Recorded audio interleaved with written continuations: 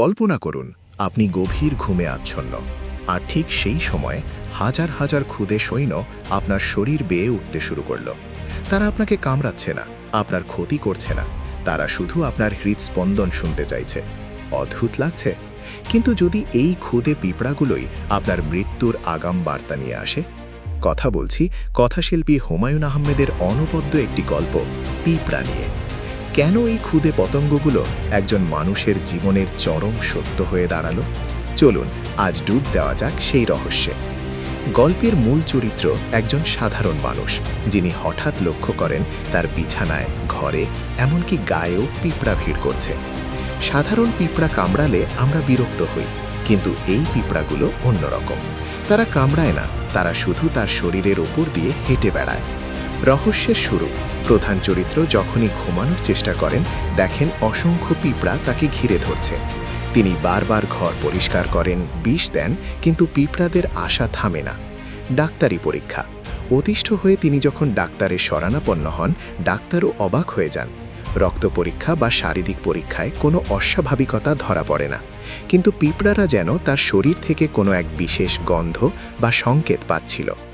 এই গল্পে হুমায়ুন আহমেদ দেখিয়েছেন যে প্রকৃতি মানুষের তৈরি বিজ্ঞানের চেয়েও অনেক বেশি সংবেদনশীল। মৃত্যুর পূর্বাভাস, গল্পের শেষ দিকে ইঙ্গিত পাওয়া যায় যে এই পিঁপড়াগুলো আসলে কোনো রোগ নয়, বরং শরীরের ভেতরে ঘটে যাওয়া এমন কোনো পরিবর্তনের সংকেত দিচ্ছে যা মৃত্যু আসন্ন হওয়ার বার্তা বহন করে। প্রকৃতি বা কীটপতঙ্গ হয়তো এমন কিছু টের পায় যা আধুনিক যন্ত্র পারে না।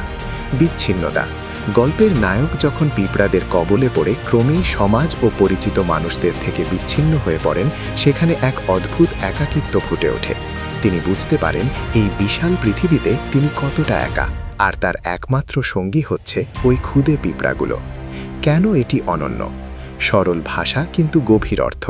হুমায়ুন আহমেদের বৈশিষ্ট্যই হল তিনি অতি সাধারণ ঘটনার মাধ্যমে মহাজাগতিক বা পরাবাস্তব আবহ তৈরি করতে পারেন।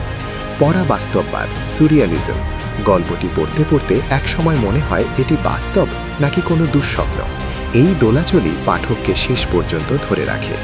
দর্শকদের জন্য প্রশ্ন, মানুষ যখন মারা যায় তখন কি সত্যিই তার চারপাশের প্রকৃতিতে কোনো সূক্ষ্ম পরিবর্তন ঘটে? হুমায়ুন আহমেদ তার পিঁপড়া গল্পের মাধ্যমে আমাদের সেই চিরন্তন রহস্যের সামনে দাঁড় করিয়ে দিয়েছেন। আপনার কি মনে হয়, পিঁপড়ারা কি সত্যিই আমাদের শরীরের এমন কিছু টের পায় যা আমরা জানি না? কমেন্টে আপনার মতামত জানান, আর হুমায়ুন আহমেদের কোন গল্পটি আপনার সবচেয়ে প্রিয় তাও লিখতে ভুলবেন না। দেখা হবে পরের ভিডিওতে।